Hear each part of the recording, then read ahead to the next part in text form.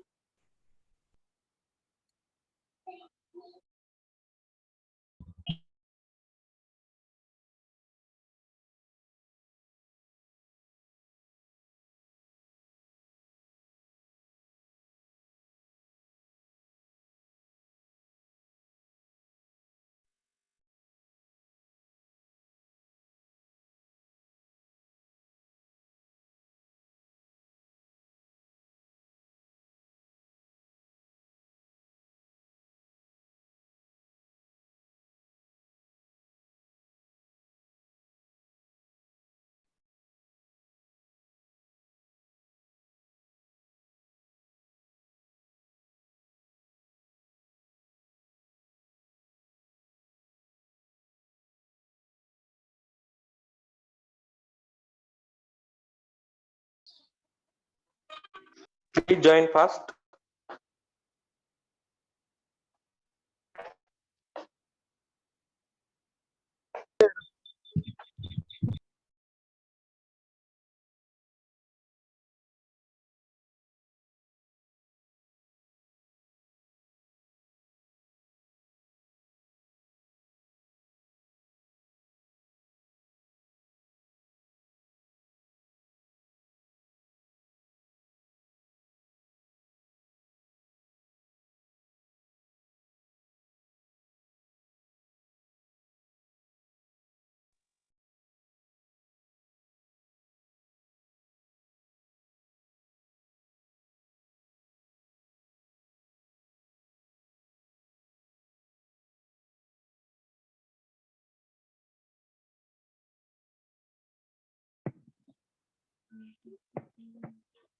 निखिल मी काय करीत असतो दाबते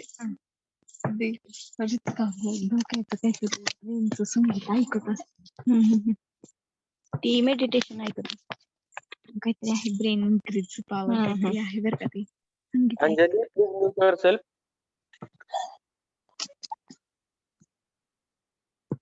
Anjali Kapat, please mute yourself. Your voice is coming over here.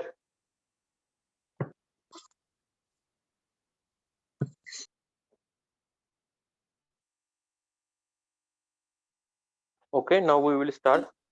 We will not wait for others. Anjali Kapat, please mute yourself.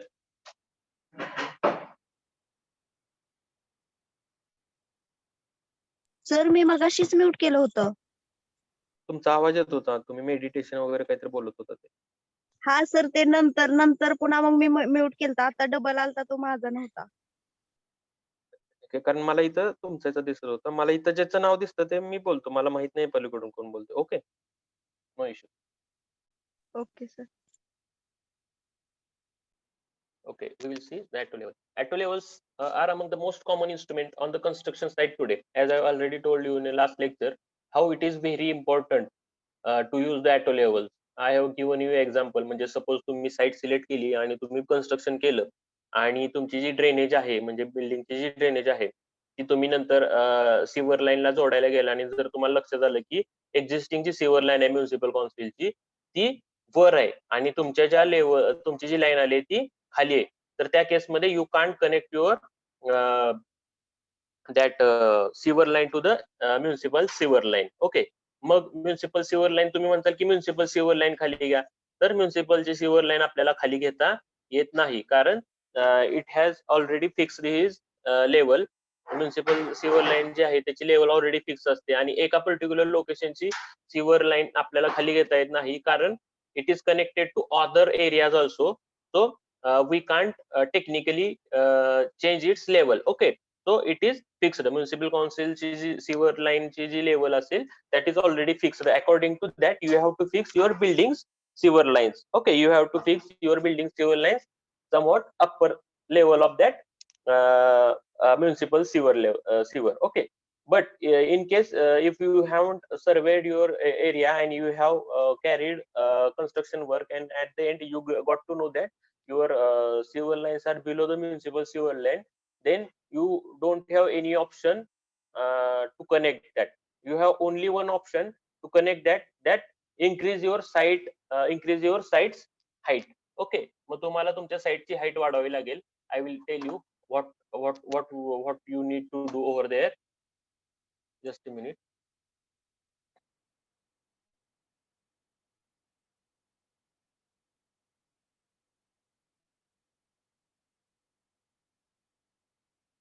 Okay, suppose it is a ground line.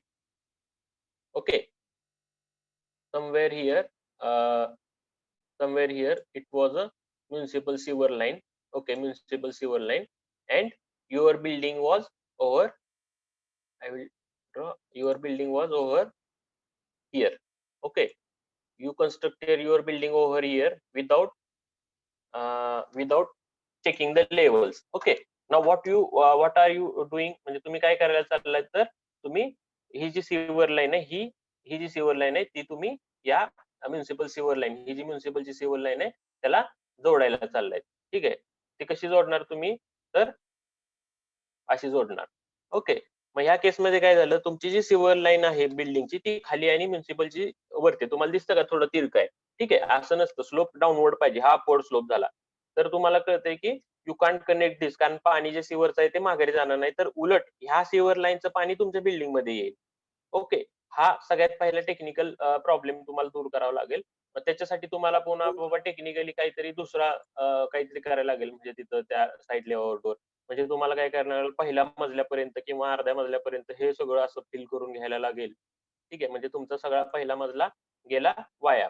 ठीक आहे, इथपर्यंत तुम्हाला fill out करायला लागेल आणि तुम्हाला नवीन सिवर line वरच्या हाईटनी टाकावी लागेल. तुम्ही अशी इथून दुसरी सिवर लाईन टाकणार, मग ती तुमची जाऊन लेवल मध्ये येईल.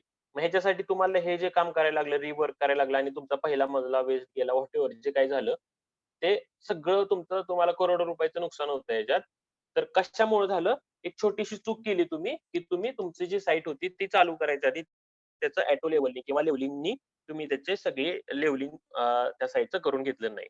समजतंय की इथपर्यंत कोणाला? मी एक सिंपल कन्सेप्ट सांगितलं, व्हाय लेवल इज सो इम्पॉर्टंट. म्हणजे तुम्ही एक दिवसाचं काम एका दिवसात तुम्ही पूर्ण साईट तुम्ही हे केली असती, बट ती केली नसल्यामुळे तुमचं किती रुपयाचं नुकसान झालं. Okay, now we will come to auto level again. Okay, so auto levels are among the most common instrument on construction site today. Okay, instead of using vertical staff with the barcode, auto level instrument required conventional graduation of inches and centimeter. आता काही नवीन staff आले ज्याच्यावर barcode असतात, ते barcode ती machine scan करते आणि तुम्हाला रिडिंग देते. पण ऑटो लेवल मध्ये आपल्याला काय करायचं आहे, रेग्युलर डम्पी लेवलला जसं आपण लेवलिंग स्टाफ यूज करतो तसा स्टाफ आपण यूज करतो. Okay,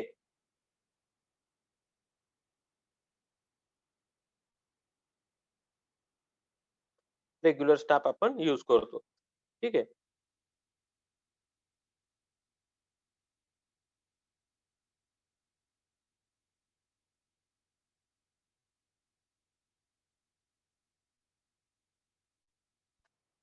then when using the auto level system for surveying, setup time reduced slightly because of an internal swinging prism inside the equipment. आता मी तुम्हाला काय सांगितलं, जे कन्व्हेन्शनल डम्पी लेवल आहेत त्यांना थोडी जरी तुम्ही हातला म्हणजे काम करताना थोडा जरी धक्का लागला तर it may change is levelling. Okay, त्याची जी लेवल आहे ती चेंज होईल आणि तुमचे सगळं ऑपरेशन जे काही रिडिंग घेतले ते सगळे वाया जातील. ठीक आहे, पण जे ऑटो लेवल आहे त्याच्यात इंटरनल, त्याच्यात काय माहितीये का, त्याच्यात इंटरनल स्विंगिंग प्रिझम आहे जो दॅट तो स्वतःच्या स्वतः कॉम्पन्सेट करतो. जर काही मशीन थोडी हल्ली तर ही compensate itself. Okay, This suspended piece inside the telescope tilts from the slope of the earth underneath. Okay, ह्याचं फंक्शन सांगितले. As long as the tripod base is placed securely, gravity performs the most of the work leveling of the instrument, and the 3 screw allow for the finer adjustment by the users. Okay, म्हणजे सगळ्यात पहिल्यांदा काय करणार, you will fix your tripod stand, you will approximate level it. Okay, after that you will fix auto level over there by using the foot screw. By using the foot screw you will make it level. Okay, rough level or approximate level, and after that by using the compensator it will itself get exactly leveled. Okay, these compact pieces of equipment increases the productivity of the surveyor because of the speed at which they can be prepared to measure the different points. आता हे जे equipment आहे, these auto levels are very compact equipment. छोटे instrument आहेत, वजनाला हलके आहेत, आणि we can so portable, we can handle it very easily. Okay, जे मेकॅनिकल डम्पी लेवल होते आधी, they are bulky, somewhat difficult to handle. Okay, but these are the auto levels, which are advanced version of the dumpy level, are very compact and portable, so we can use it for measuring level at different points. Okay,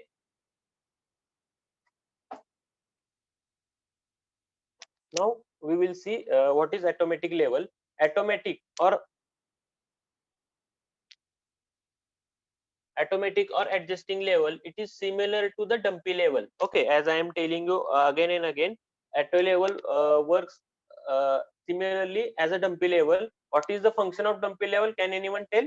नाहीतर मी मागापासून म्हणतो की dumpy level, you should know what is dumpy level at least. What is the function of dumpy level? Measure vertical angle, horizontal angle. Gitanjali Bagal, you are saying measuring vertical angle and horizontal angle. Is there anyone who can tell what is the function of auto level? Hey, what is the function of dumpy level?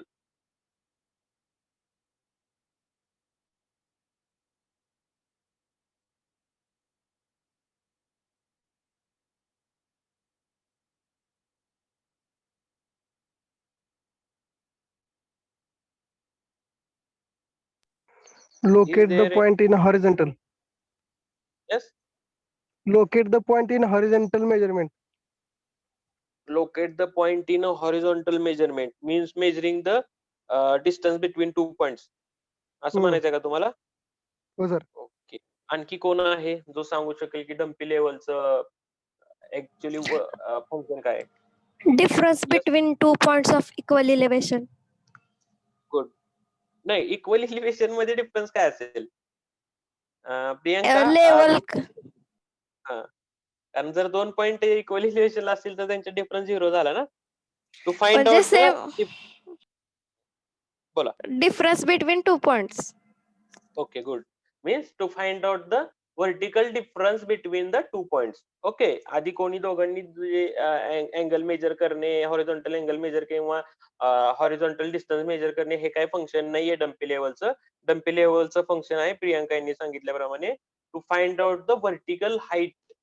Okay, between the 2 points, किंवा to find the reduced level of the points with respect to the benchmark or with respect to the mean sea level or with respect to the any benchmark we have considered. Okay, म्हणजे आपण ह्याच्यात vertical difference किंवा vertical height major करतो पॉइंटची, बाकी काही सुद्धा function नाही. Dumpy level मध्ये एकच फंक्शन होतं, to find the vertical difference. Okay, so we will move further. So automatic or adjusting level, it is similar to the dumpy level with its telescope fixed to the try batch. Okay, try batch एक असतो, त्याला आपला telescope fix असतो. For approximate leveling, a circular spirit bubble is attached to the side of the telescope for the accurate leveling.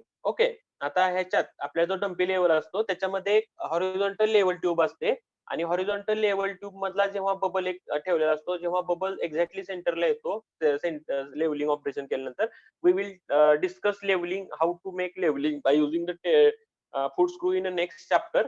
Just समजून घ्या की फूट screw असे 3 screw असतात ज्याचा उपयोग करून आपण लेवलिंग करतो. ठीक आहे. सगळ्या इन्स्ट्रुमेंटचं लेवलिंग हे फूट स्क्रूनीच करतो आणि फूट स्क्रूनी लेवलिंग कसं करायचं we will discuss in next chapter. Okay. Till then just consider by using the foot screw we make the instrument exactly level. आता डम्पी लेवल मध्ये काय असतं, लेवल ट्यूब नावाची एक ट्यूब असते. ठीक आहे. I will just show you कशी असते.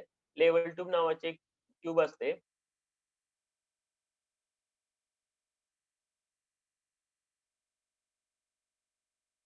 Suppose I will show it by red colour.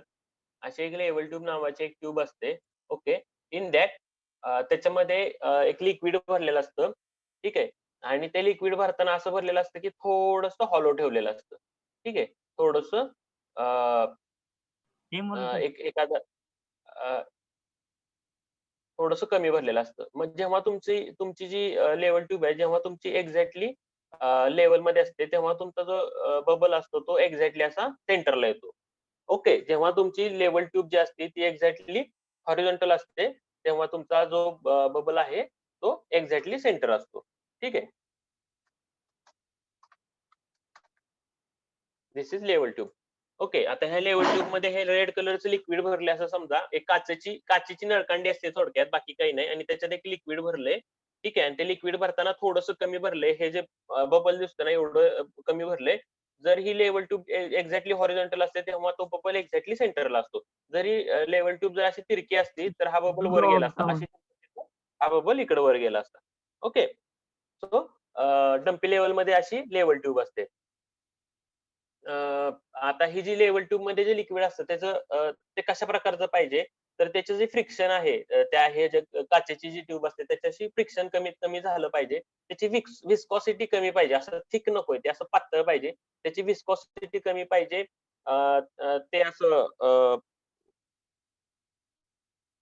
Viscosity कमी पाहिजे सगळ्यात महत्वाचं. आणि जी लेवल ट्यूबचा जो एरिया आहे, हा जो लेवल ट्यूब असतो त्याचा जो सर्कमफरन्स आहे तो मॅक्सिमम पाहिजे. हे तुम्हाला ऍडिशनल मी सांगतोय. ठीक आहे. आता या जागी ऍटो लेवल मध्ये कशी लेवल ट्यूब वापरलेली असते ती दाखवतो मी तुम्हाला. ऍटो लेवल मध्ये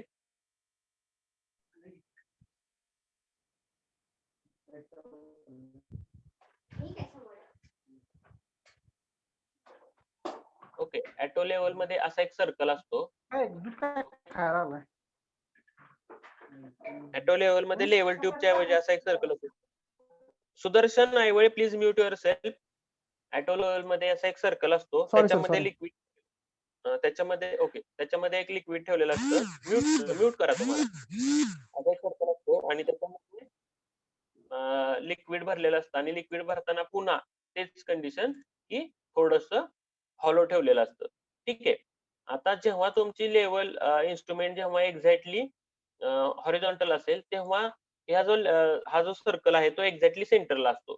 सपोज ही लेवल ट्यूब जर तुमची लेवल मध्ये नाहीये तर त्या केसमध्ये तुमची लेवल ट्यूब इकडं म्हणजे तो बबल इकडं किंवा इकडं किंवा इकडं असं इकडं तिकडं असतो कुठतरी. ठीक आहे. म्हणजे सिम्पली तुमची लेवल ट्यूब लेवल मध्ये नाहीये त्या केसमध्ये. ठीक आहे. ती लेवल मध्ये कधी असणार आहे, जेव्हा तुमचा जो बबल आहे तो एक्झॅक्टली सेंटरला असेल. ठीक आहे. It should be at the exactly centre. ठीक आहे. It should be at exactly centre. हा असं एक्झॅक्टली सेंटरला असला की तुमची लेवल ट्यूब जी आहे ती इन्स्ट्रुमेंट जे आहे ते लेवल मध्ये आहे. ओके.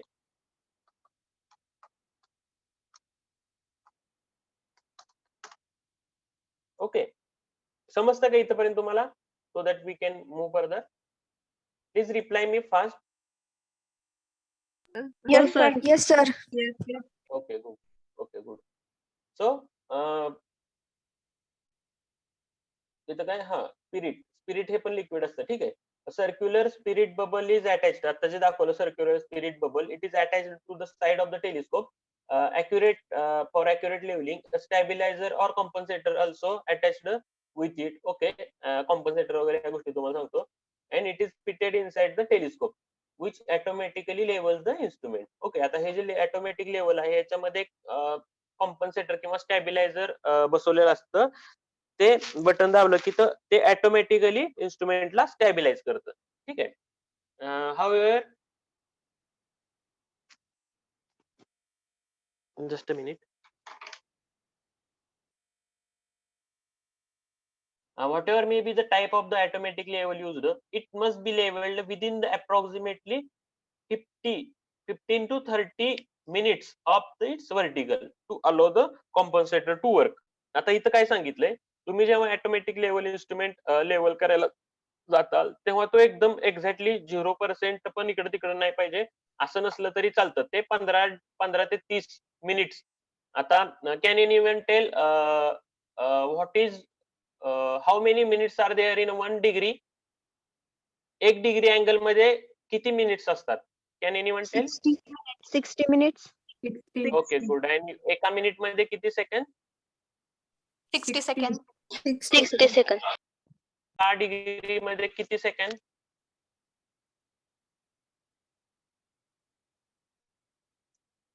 सर एकदा How डबल many? विचारा. How many seconds are there in 1 degree? 360. Anyone else?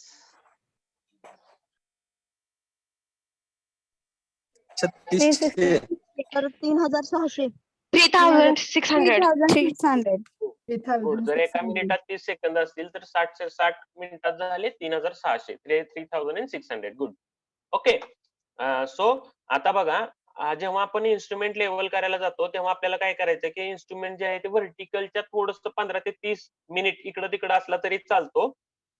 त्यानंतर आपल्याला त्याच्या अप्रॉक्सिमेट लेवल केला तरी चालतो. त्याच्यानंतर कॉम्पन्सेटरचं बटन प्रेस केलं की instrument it self level it exactly. तर स्वतःच्या स्वतः ग्रॅव्हिटीचा उपयोग करून स्वतःच्या स्वतः कॉम्पन्सेट करतो levelling. Okay. Now this is usually achieved using the 3-foot screw arrangement in a conjunction with a small circular level. Okay, somewhat it is called as a pond bubble. आता मगाशी जो दाखवला मी तुम्हाला गोल, that is also called as a pond bubble. Okay, so this is usually जे leveling operation आहे, this is usually achieved using 3-foot screw arrangement in a conjunction with the small circular level मगाशी दाखवलेली, which is mounted somewhere on the level. Okay, level वर ही असते. ठीक आहे. Now look at this basic diagram of auto level. Okay, or automatic level. The telescope is shown over here. Okay.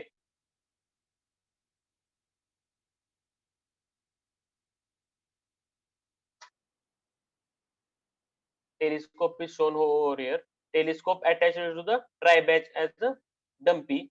Okay, this is telescope. This is attached to the tri-badge as a dumpy.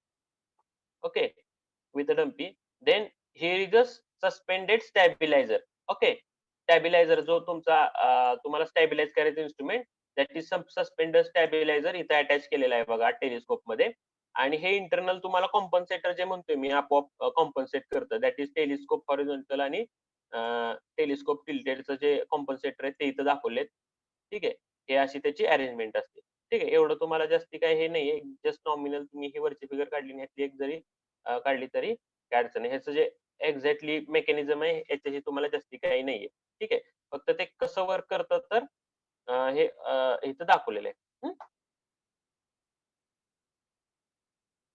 Now we will move further.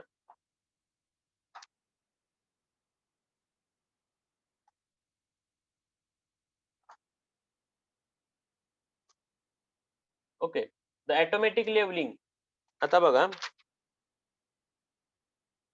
automatic leveling utilizes the action of the gravity in its operation. आता automatic level जे आहे ते ग्रॅव्हिटीचे जे action आहे त्याचा उपयोग करतं. ठीक आहे.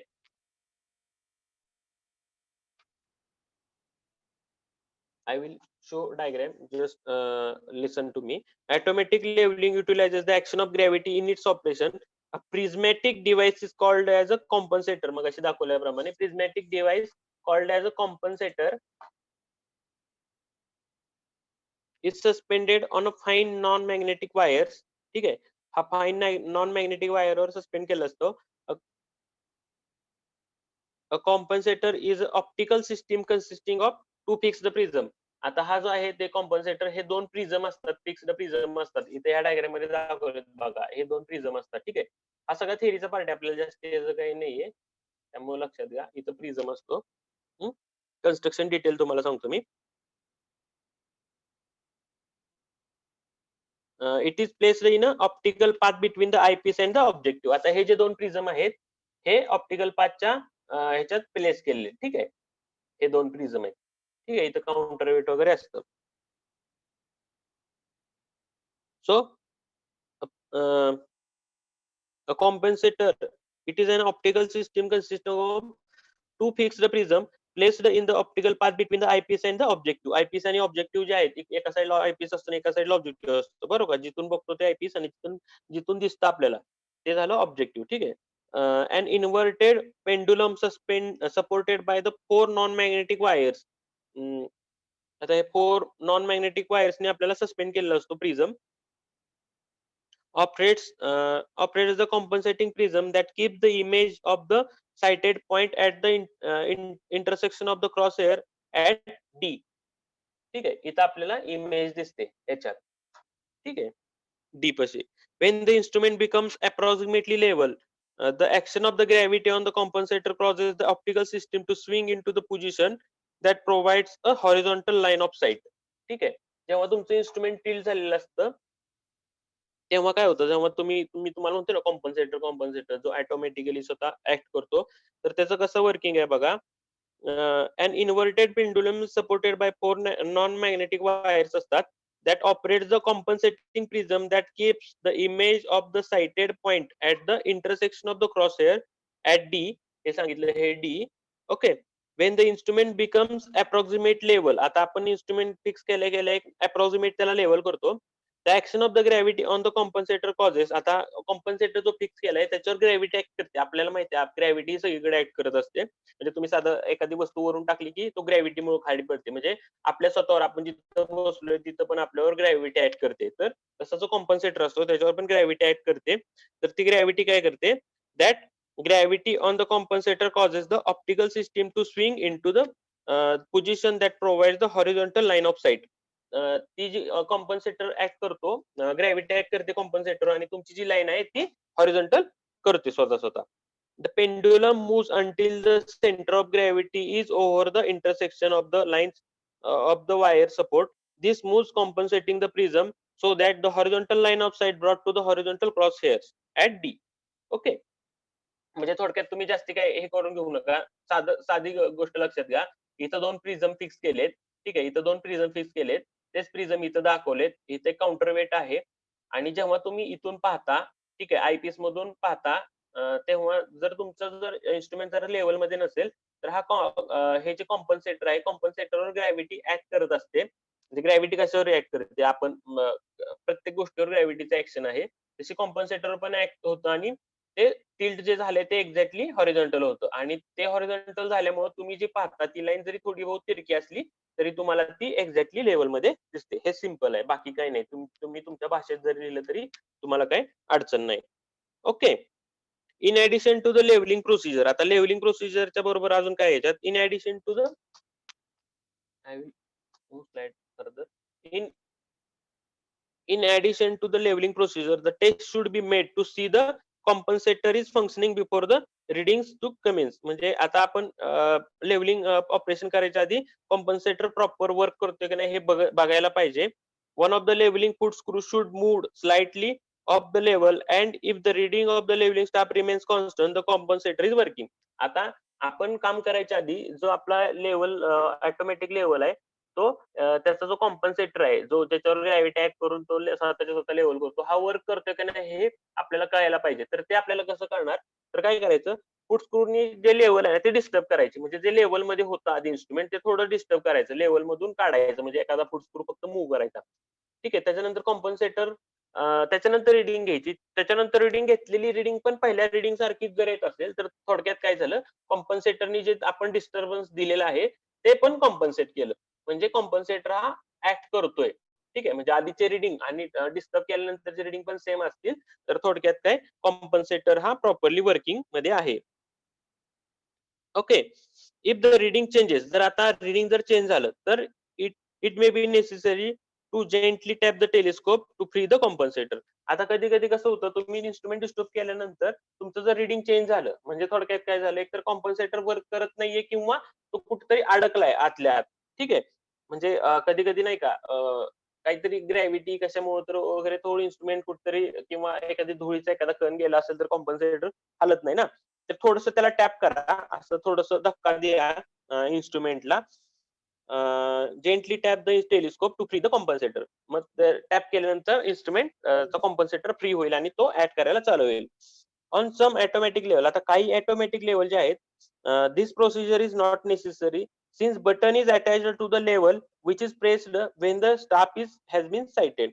आता हे जे टॅपिंग म्हणजे ते आपण नाही का टीव्ही चालत नव्हता म्हणून आधी कसं त्याला असं उगाच हाताने मारायचं मग ते आपोआप लागायचं, ते त्या टाईप झालं. हे ऑटोमॅटिक लेवल पण चालू होत नसेल तर तुम्ही असं टॅप करा म्हणून सांगितलं. पण आता जे ऍडव्हान्स इन्स्ट्रुमेंट आले त्याच्यात एक बटन दिलेलं आहे. तुम्ही काय करायचं, जर तुमचं लेवल कॉम्पन्सेटर वर्क करत नाही असं तुम्हाला वाटलं तर please press that particular button. Okay,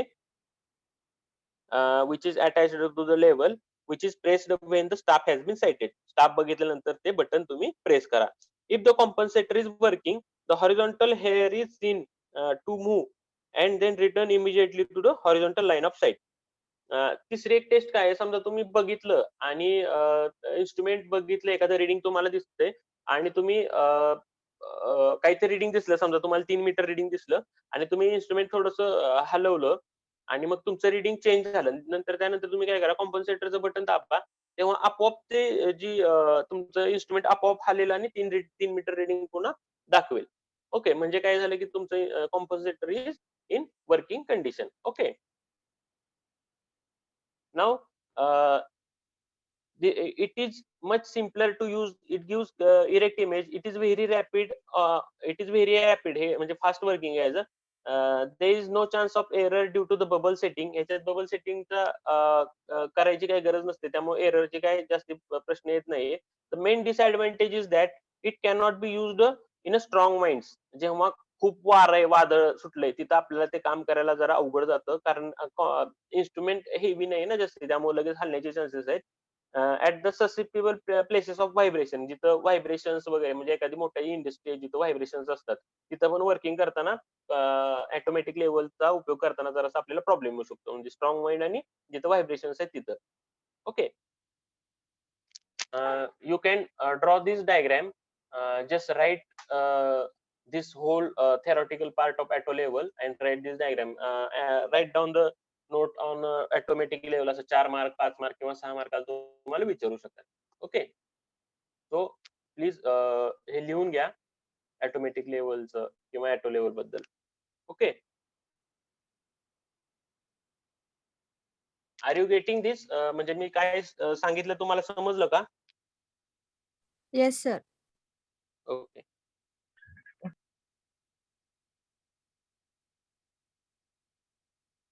Please write it down.